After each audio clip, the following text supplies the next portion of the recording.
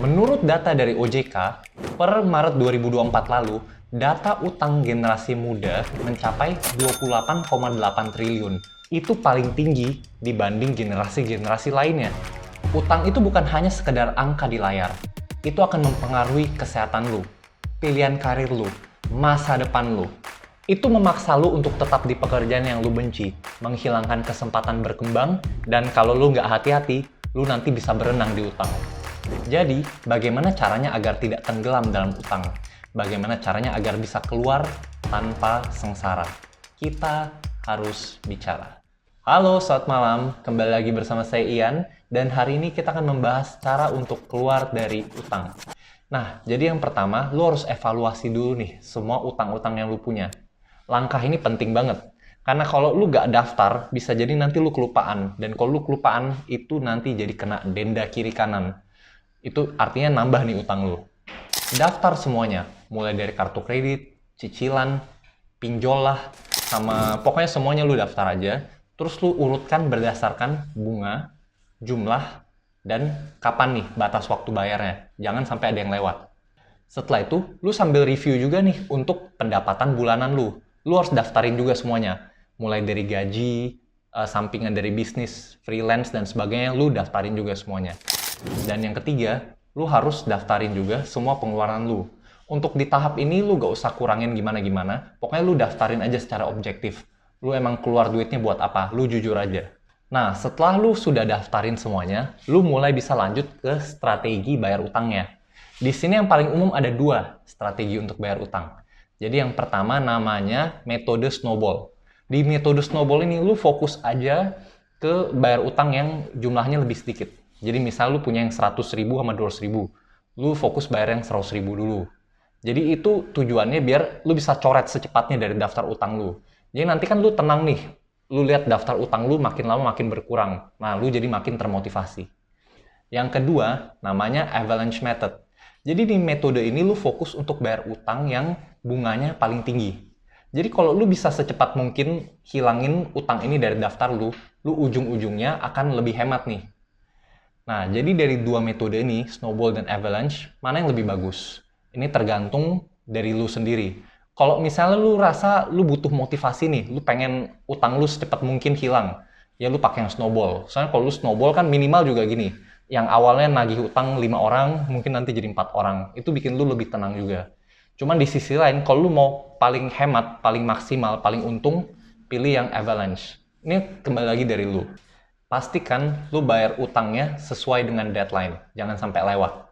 Nah, selain itu bagaimana kalau misalnya lu bayar minimumnya aja nih, misalnya utang lu 10 juta, lu bayarnya 1 juta aja nih.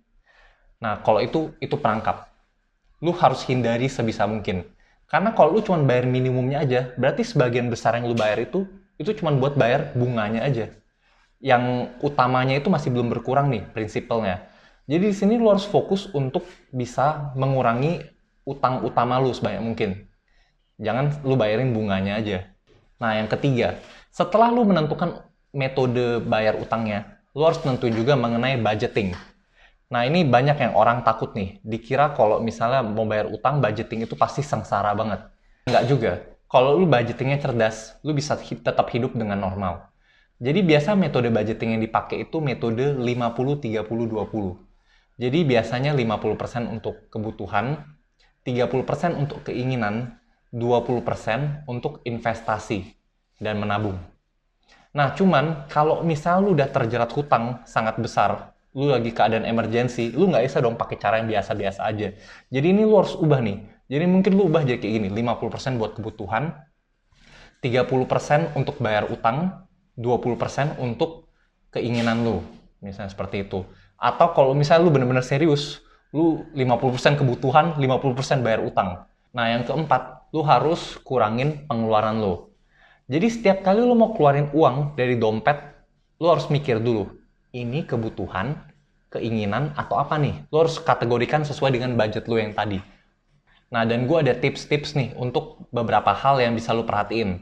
Yang pertama ini, lu coba deh cek-cek, ada nggak lu langganan sesuatu yang sebenarnya lu udah nggak pakai lagi. Kayak contohnya lu langganan Netflix, YouTube Premium, sama Spotify. Padahal sebenarnya lu cuma pakai satu aja. Nah, kalau kayak gitu, lu coba kurangin semuanya jadi salah satunya, misalnya jadi YouTube Premium. Nah, YouTube ini gue udah endorse lu. Tolong naikin views gue ya. Selain langganan kayak Spotify dan sebagainya tadi, lu juga bisa cek misalnya lu ada langganan koran lah, langganan ke klub apa dan sebagainya. Pokoknya lu cek aja di auto debit lu, ada nggak yang sebenarnya lu udah nggak pakai lagi. Lu harus potong semua itu. Nah, yang kedua, lu juga bisa coba untuk masak di rumah aja nih. Kemarin ada artikel dari Forbes yang mengatakan kalau lu masak di rumah itu bisa 5 kali lipat lebih hemat daripada makan di luar. Jadi ini bisa membantu banget nih untuk mengurangi pengeluaran lu. Yang ketiga, lu juga bisa gunakan aplikasi cashback dan diskon. Jadi contohnya lu belanja di Alfamart aja. Jadi jangan pindah-pindah, lu pakai itu aja. Biar lu ngumpulin poin dan lu untung dari sana. Ini walaupun kedengarannya lu hemat kecil-kecil, tapi di jangka panjang ini bisa sangat membantu lu untuk bayar utang. Nah, yang kelima, lu harus tingkatkan income lu. Ini memang kedengaran enak aja ngomong. Cuman memang kalau lu mau keluar dari utang, dari menghemat aja itu pasti pelan banget. Dan lu butuh cepet nih bro, karena lu lagi dikejar utang. Jadi yang pertama-tama, lu bisa minta naik gaji. Jadi coba lu evaluasi lagi posisi lu di tempat kerja lu. Apakah lu bisa memberikan nilai lebih ke perusahaan lu? Kalau udah begitu, lu harus langsung ke atasan lu. Lu jelaskan situasi lu dan lu bilang lu mau ngambil tanggung jawab lebih. Jadi kalau lu ngomongnya udah bener dan presentasinya bagus, itu naik gaji mungkin aja. Yang kedua, lu juga kalau misalnya nggak bisa naik gaji, lu bisa ngambil kerja sampingan jadinya. Abis lu selesai kerja, lu harus kerja lagi. Jadi antara ngegojek lah, ngajar les lah, freelancing, mau jualan online atau sebagainya. Pokoknya lu harus setelah kerja, lu harus kerja lagi. Karena memang ini lu harus berusaha nih untuk keluar dari utang itu memang gak gampang. Dan yang ketiga, lu juga bisa jual barang-barang yang tidak terpakai di rumah. Jadi coba lu cek-cek lagi deh. Ada nggak kayak kursi, meja, baju-baju, atau gadget-gadget yang sebenarnya lu udah nggak pakai lagi nih. Coba lu jual aja semuanya di marketplace. Itu bisa sangat membantu nih untuk mengurangi utang lu.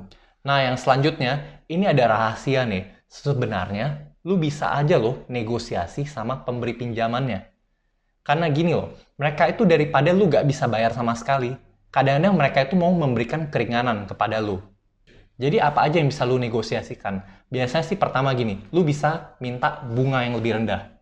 Yang kedua, lu juga bisa minta perpanjangan waktu.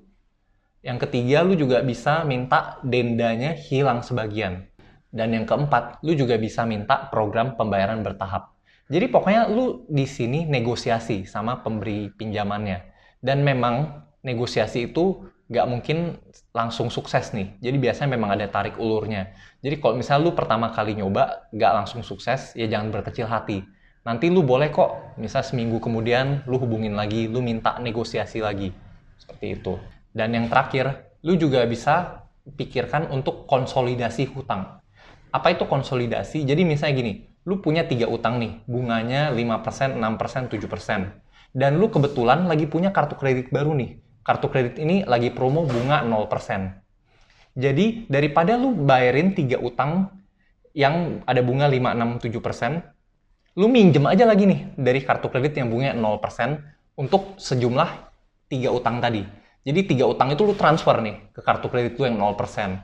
Jadinya lu bisa bayar utang dengan bunga 0%. Nah, misalnya lu juga memang ketemu pinjaman yang bukan 0% nih, tapi ketemu yang lebih rendah dari bunga lu awalnya, misalnya 4%, 3%, 2%, itu juga boleh kok lu konsolidasi, jadi semua utang lu jadiin satu aja yang bunganya lebih rendah.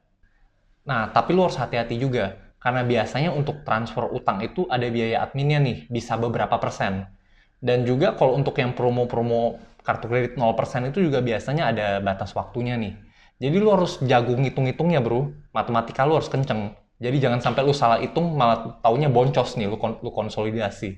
Jadi intinya untuk keluar dari utang itu bukan soal untung-untungan aja, tapi soal perencanaan dan disiplin. Mulai hari ini daftarin semua utang lu, buat budget, kurangin pengeluaran, tambah pendapatan, dan lu mungkin bisa pikirkan juga untuk negosiasi sama pemberi utang lu. Dari teman-teman sendiri gimana? Apa kesulitan terbesar dari teman-teman dalam langkah membayar utang? Atau misalnya teman-teman punya strategi membayar utang lain nih yang menarik, boleh dong share di bawah ya, agar kita bisa belajar bareng.